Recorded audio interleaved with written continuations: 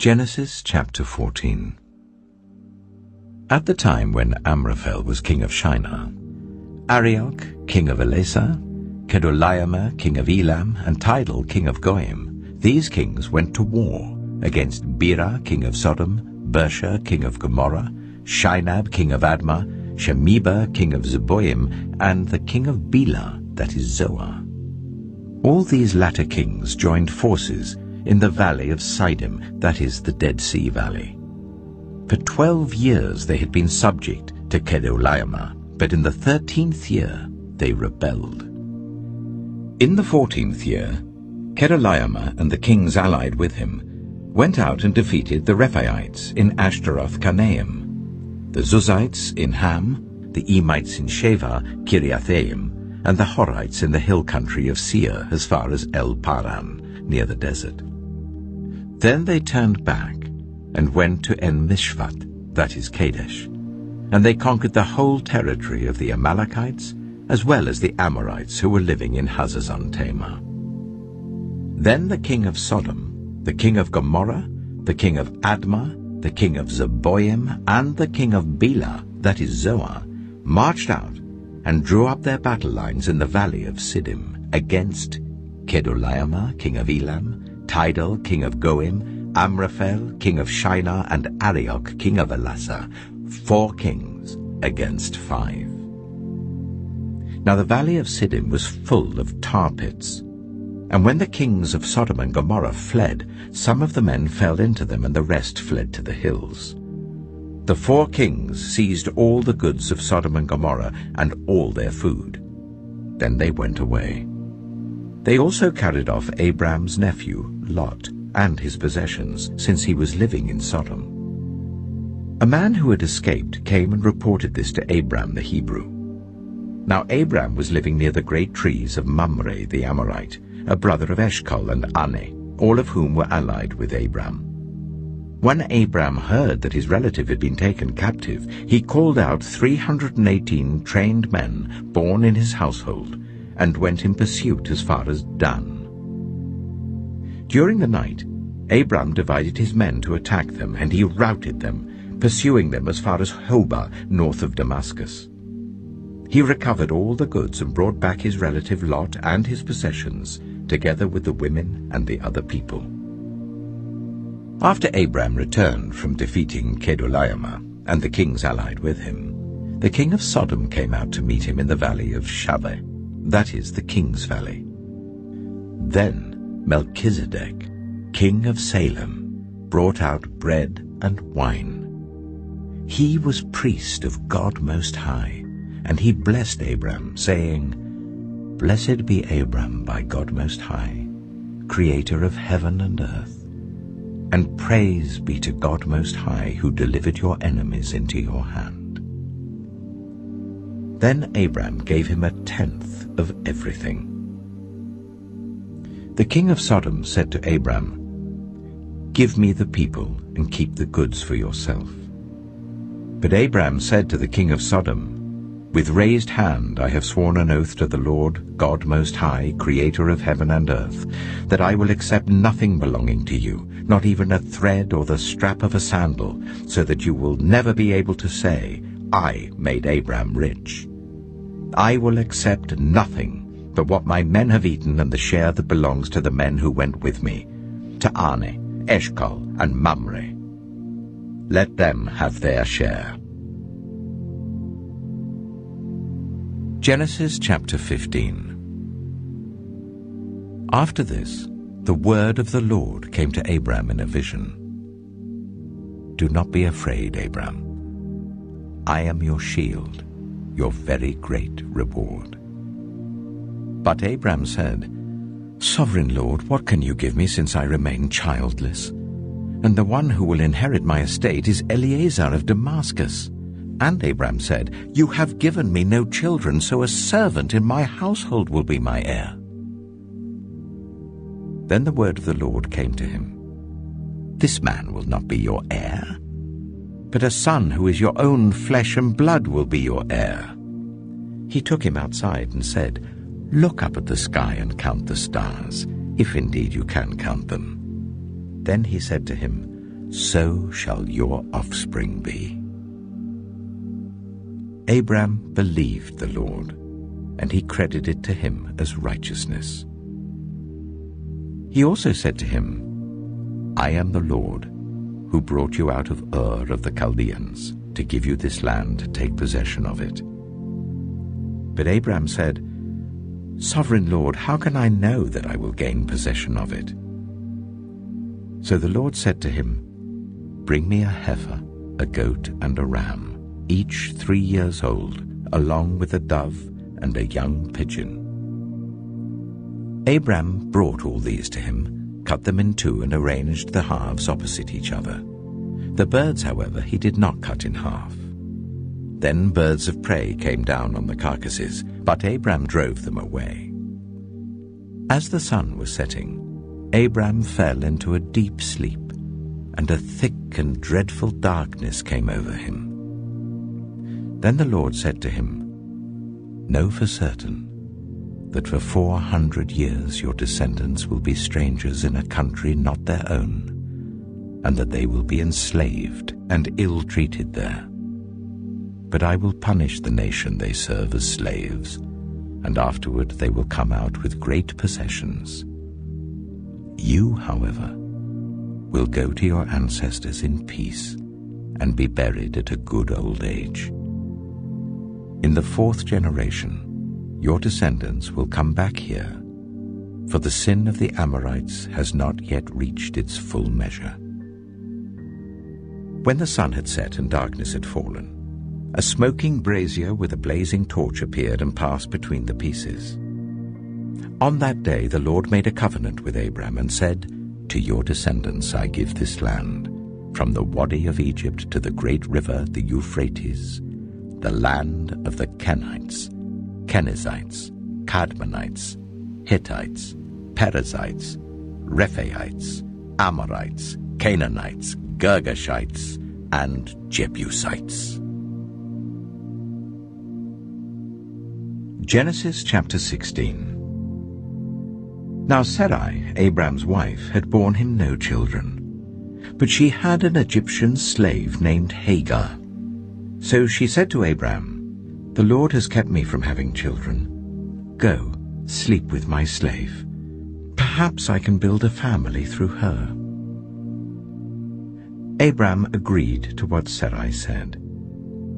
So after Abraham had been living in Canaan 10 years, Sarai his wife took her Egyptian slave Hagar and gave her to her husband to be his wife. He slept with Hagar, and she conceived. When she knew she was pregnant, she began to despise her mistress. Then Sarai said to Abram, "You are responsible for the wrong I'm suffering. I put my slave in your arms, and now that she knows she is pregnant, she despises me. May the Lord judge between you and me." "Your slave is in your hands," Abram said. "Do with her whatever you think best." Then Sarai ill-treated Hagar, so she fled from her.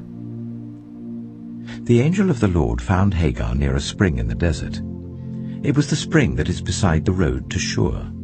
And he said, "Hagar, slave of Sarai, where have you come from and where are you going?"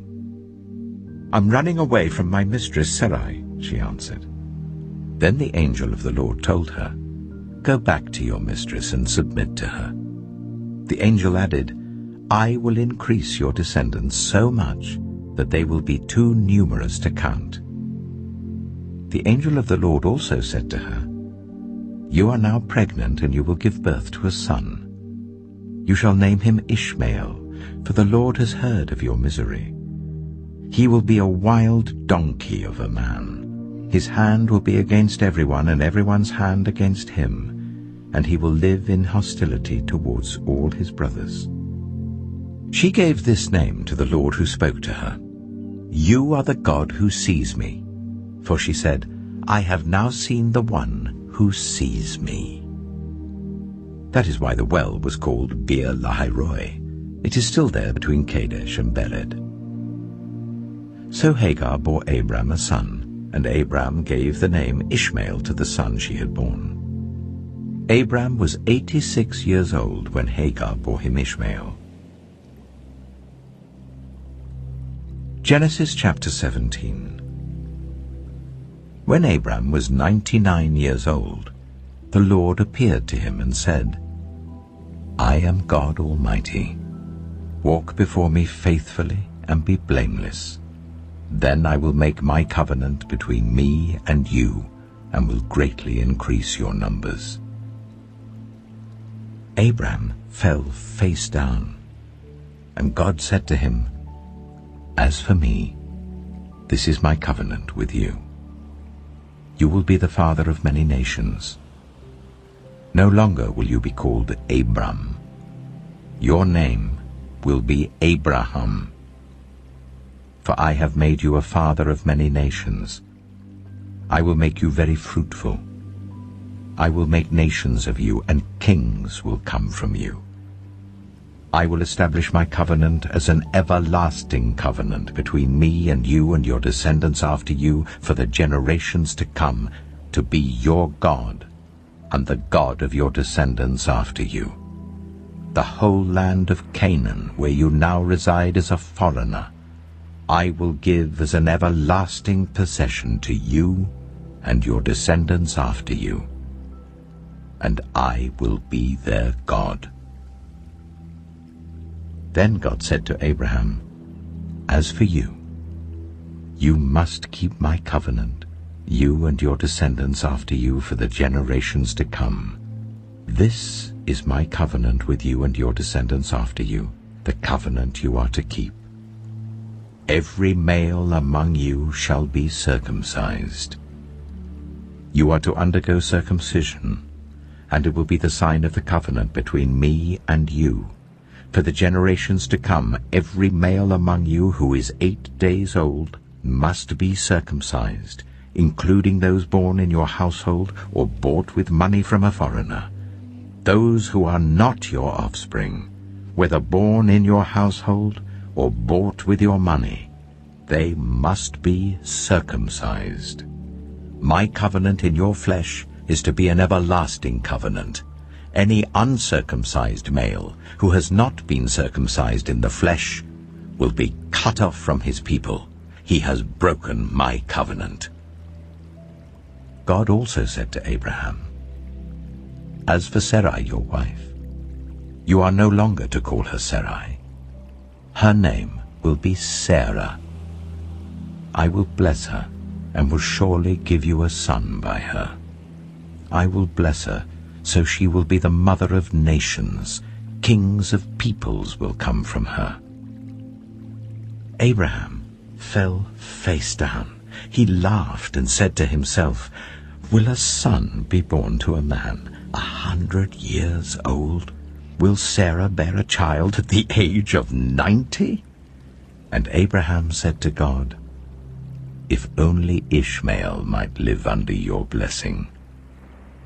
Then God said, Yes, but your wife Sarah will bear you a son, and you will call him Isaac. I will establish my covenant with him as an everlasting covenant for his descendants after him. And as for Ishmael, I have heard you. I will surely bless him. I will make him fruitful and will greatly increase his numbers. He will be the father of 12 rulers, and I will make him into a great nation. But my covenant I will establish with Isaac, whom Sarah will bear to you by this time next year. When he had finished speaking with Abraham, God went up from him. On that very day, Abraham took his son Ishmael, and all those born in his household or bought with his money, every male in his household, and circumcised them as God told him. Abraham was 99 years old when he was circumcised, and his son Ishmael was 13. Abraham and his son Ishmael were both circumcised on that very day. And every male in Abraham's household, including those born in his household or bought from a foreigner, was circumcised with him. Genesis chapter 18. The Lord appeared to Abraham near the great trees of Mamre, while he was sitting at the entrance to his tent in the heat of the day. Abraham looked up and saw 3 men standing nearby. When he saw them, he hurried from the entrance of his tent to meet them and bowed low to the ground. He said, "If I have found favor in your eyes, my Lord, do not pass your servant by. Let a little water be brought, and then you may all wash your feet and rest under this tree. Let me get you something to eat, so you can be refreshed and then go on your way, now that you have come to your servant." "Very well," they answered. "Do as you say." So Abraham hurried into the tent to Sarah. "Quick," he said, "get 3 seahs of the finest flour and knead it and bake some bread." Then he ran to the herd and selected a choice tender calf and gave it to a servant who hurried to prepare it. He then brought some curds and milk and the calf that had been prepared and set these before them. While they ate, he stood near them under a tree. "Where is your wife Sarah?" they asked him. "There in the tent," he said. Then one of them said, "I will surely return to you about this time next year, and Sarah your wife will have a son." Now Sarah was listening at the entrance to the tent, which was behind him. Abraham and Sarah were already very old, and Sarah was past the age of childbearing. So Sarah laughed to herself as she thought, "After I'm worn out and my Lord is old, will I now have this pleasure?" Then the Lord said to Abraham, "Why did Sarah laugh and say, 'Will I really have a child now that I am old?' Is anything too hard for the Lord? I will return to you at the appointed time next year, and Sarah will have a son." Sarah was afraid, so she lied and said, "I did not laugh." But he said, "Yes, you did laugh." When the men got up to leave, they looked down towards Sodom, and Abraham walked along with them to see them on their way. Then the Lord said, "Shall I hide from Abraham what I am about to do? Abraham will surely become a great and powerful nation, and all nations on earth will be blessed through him, for I have chosen him so that he will direct his children and his household after him, to keep the way of the Lord by doing what is right and just, so that the Lord will bring about for Abraham what he has promised him." Then the Lord said, "The outcry against Sodom and Gomorrah is so great, and their sin so grievous, that I will go down and see if what they have done is as bad as the outcry that has reached me. If not, I will know." The men turned away and went towards Sodom, but Abraham remained standing before the Lord. Then Abraham approached him and said, "Will you sweep away the righteous with the wicked? What if there are 50 righteous people in the city? Will you really sweep it away and not spare the place for the sake of the 50 righteous people in it? Far be it from you to do such a thing, to kill the righteous with the wicked, treating the righteous and the wicked alike? Far be it from you. Will not the judge of all the earth do right?" The Lord said, "If I find 50 righteous people in the city of Sodom, I will spare the whole place for their sake."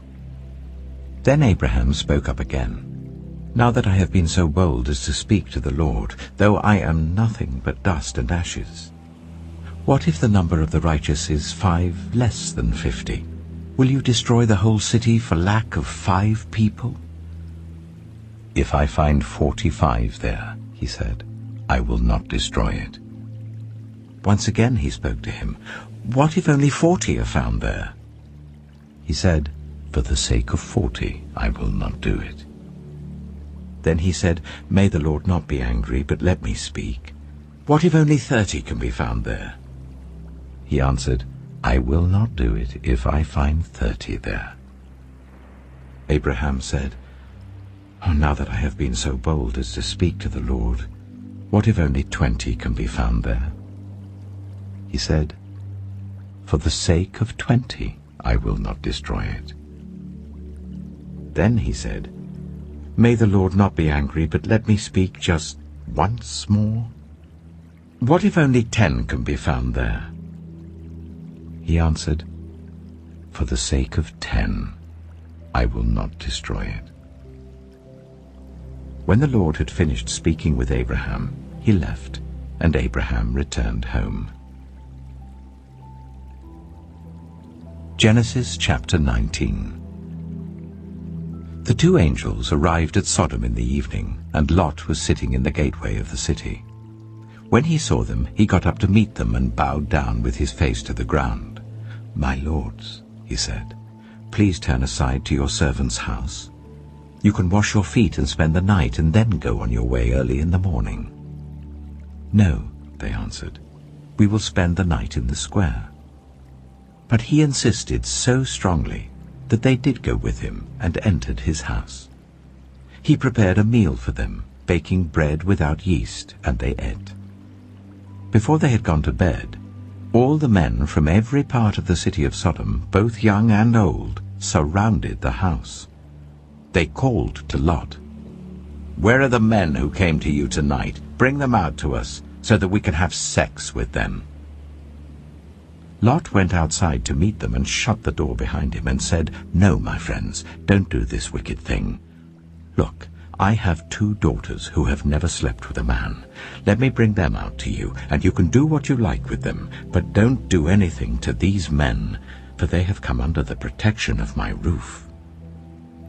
"Get out of our way," they replied. "This fellow came here as a foreigner, and now he wants to play the judge. We'll treat you worse than them."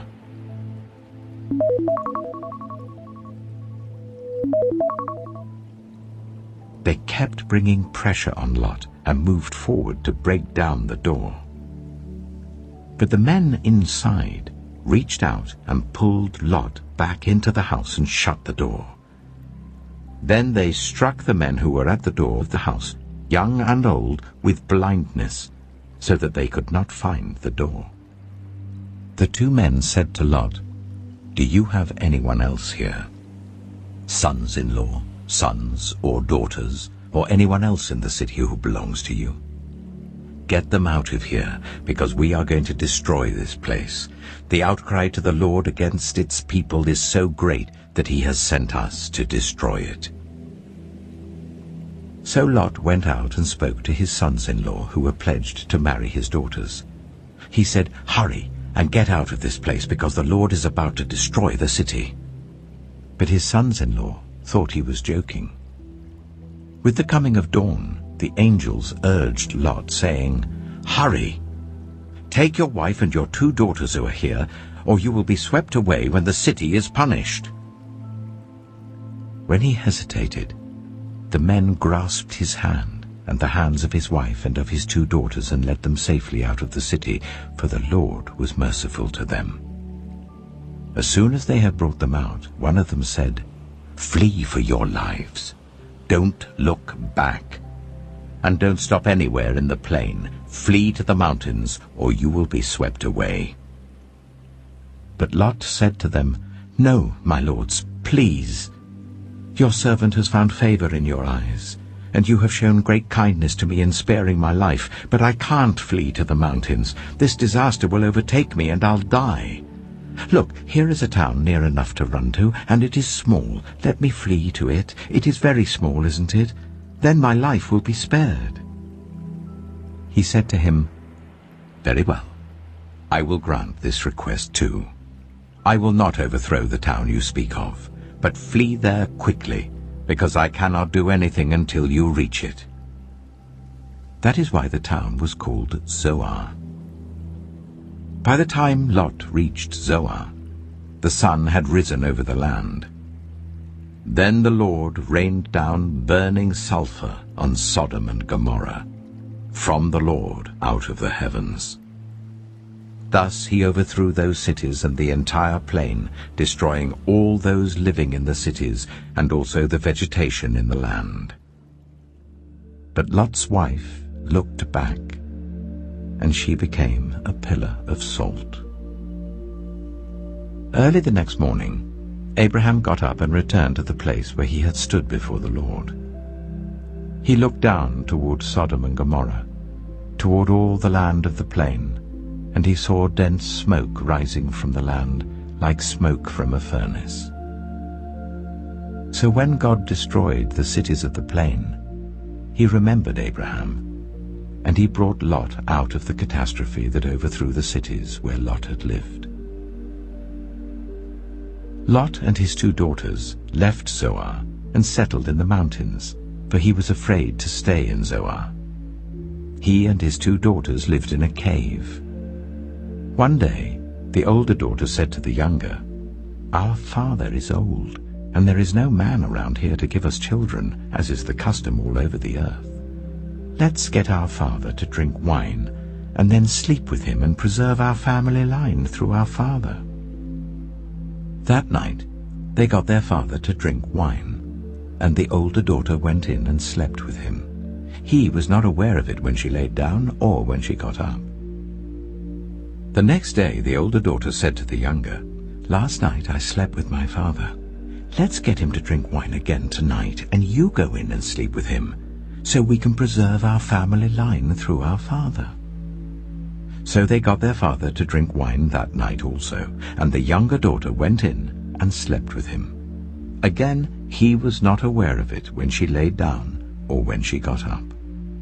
So both of Lot's daughters became pregnant by their father. The older daughter had a son, and she named him Moab. He is the father of the Moabites of today. The younger daughter also had a son, and she named him Ben-Ami. He is the father of the Ammonites of today. Genesis chapter 20. Now Abraham moved on from there into the region of the Negev and lived between Kadesh and Shur. For a while he stayed in Gerar, and there Abraham said of his wife Sarah, "She is my sister." Then Abimelech, king of Gerar, sent for Sarah and took her. But God came to Abimelech in a dream one night and said to him, "You are as good as dead because of the woman you have taken. She is a married woman." Now Abimelech had not gone near her, so he said, "Lord, will you destroy an innocent nation?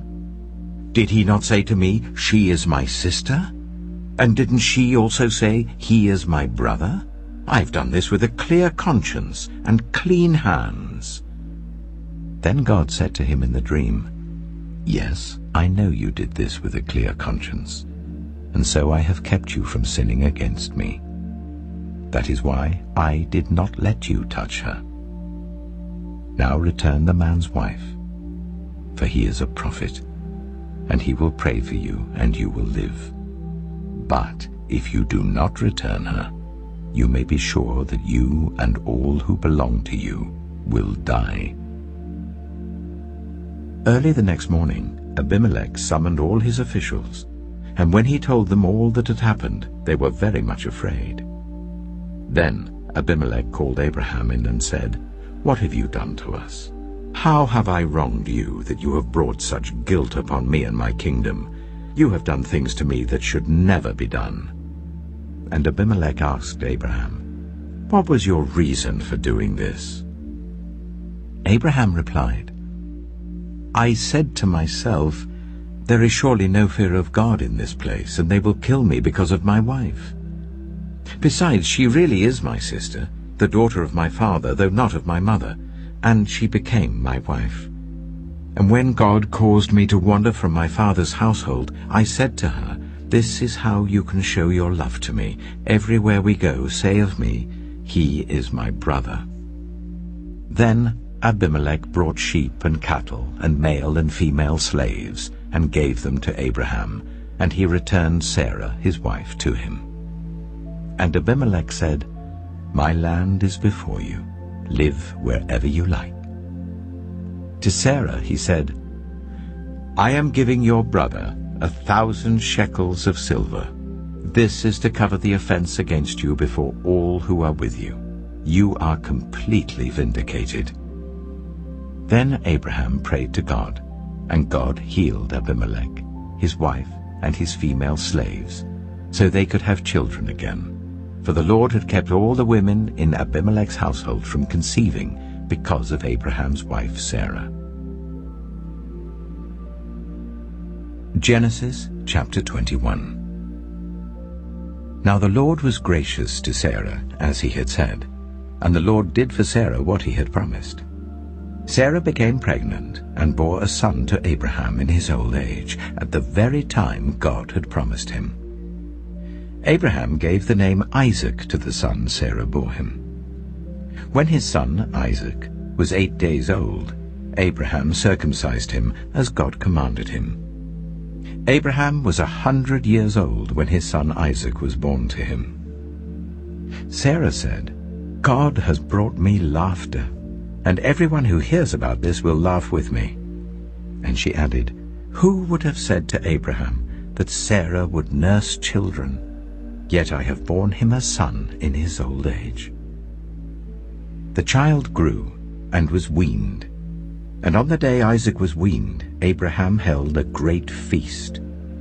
But Sarah saw that the son whom Hagar the Egyptian had borne to Abraham was mocking, and she said to Abraham, "Get rid of that slave woman and her son, for that woman's son will never share in the inheritance with my son Isaac." The matter distressed Abraham greatly because it concerned his son. But God said to him, "Do not be so distressed about the boy and your slave woman.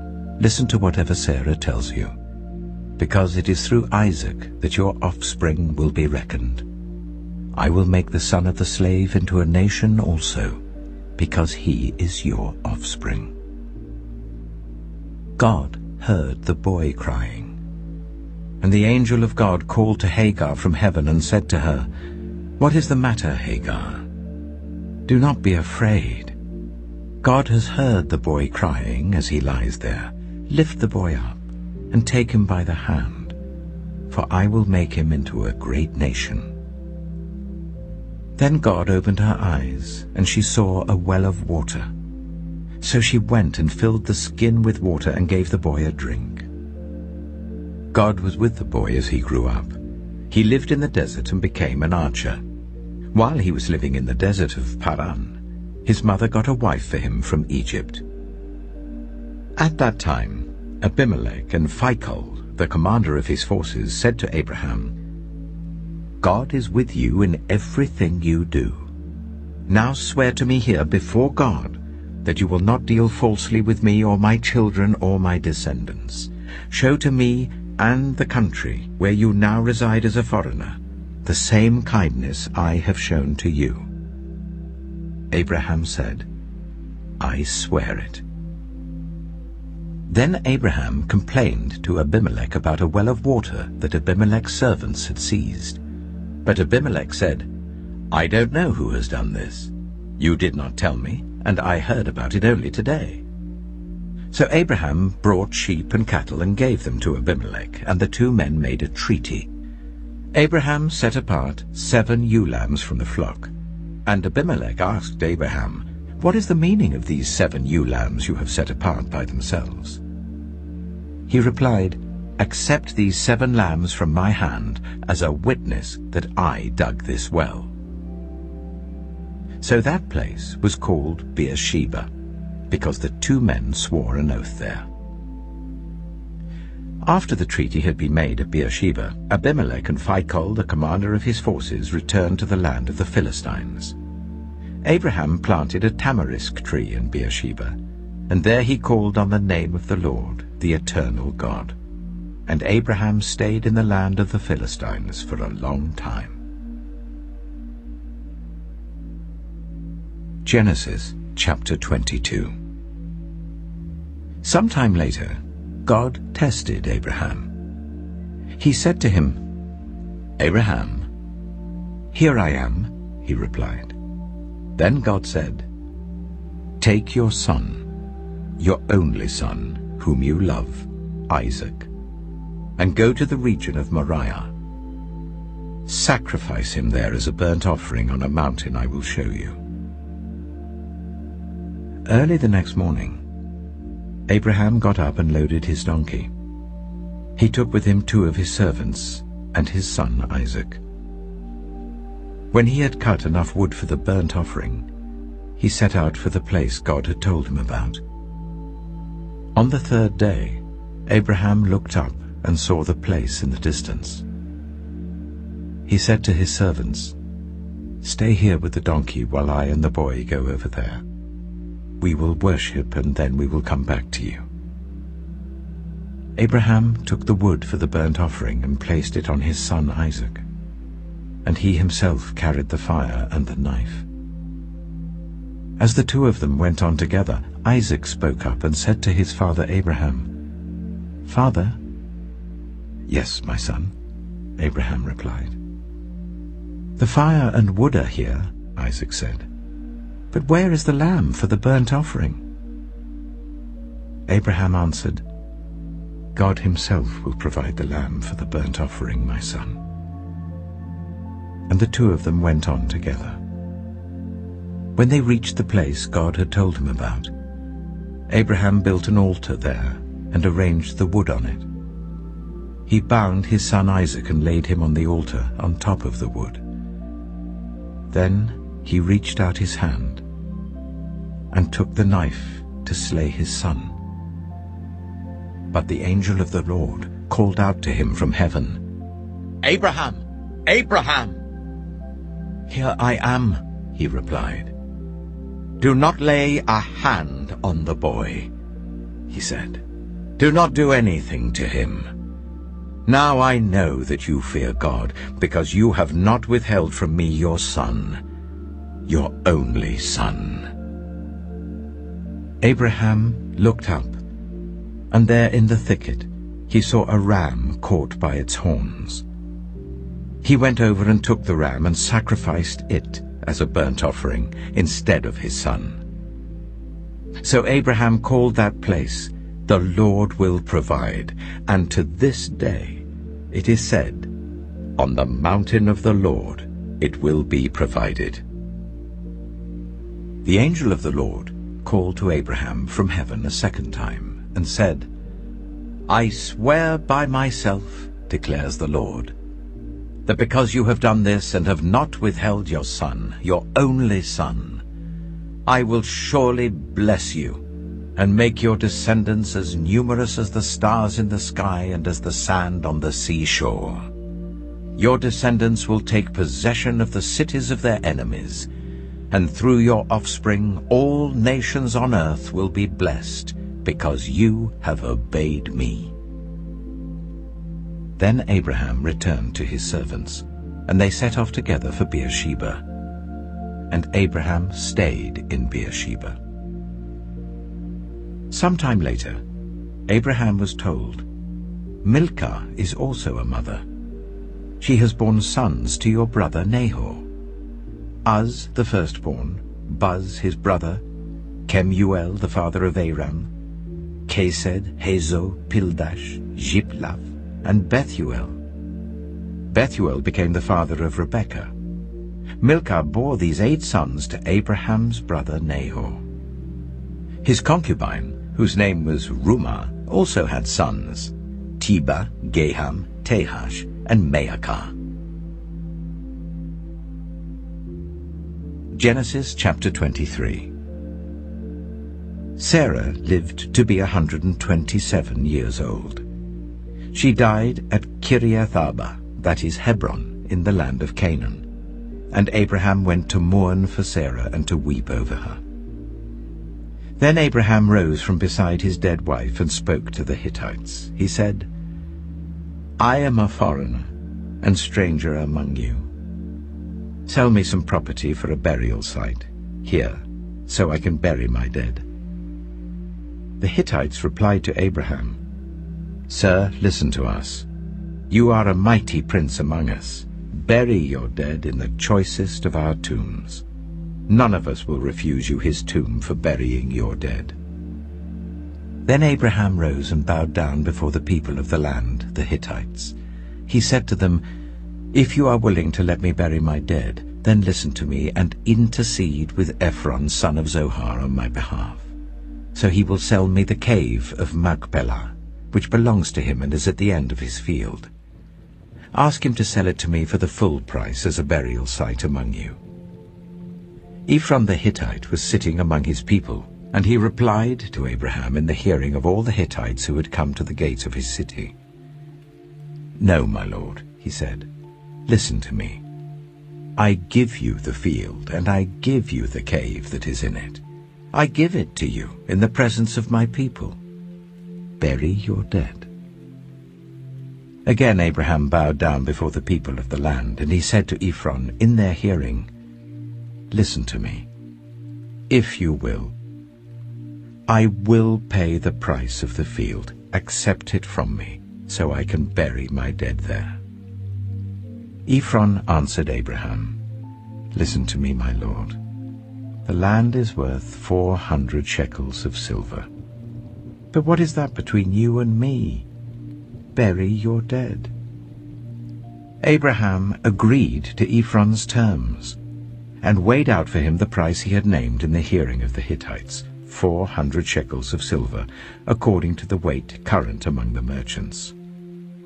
So Ephron's field in Machpelah, near Mamre, both the field and the cave in it, and all the trees within the borders of the field, was legally made over to Abraham as his property, in the presence of all the Hittites who had come to the gate of the city.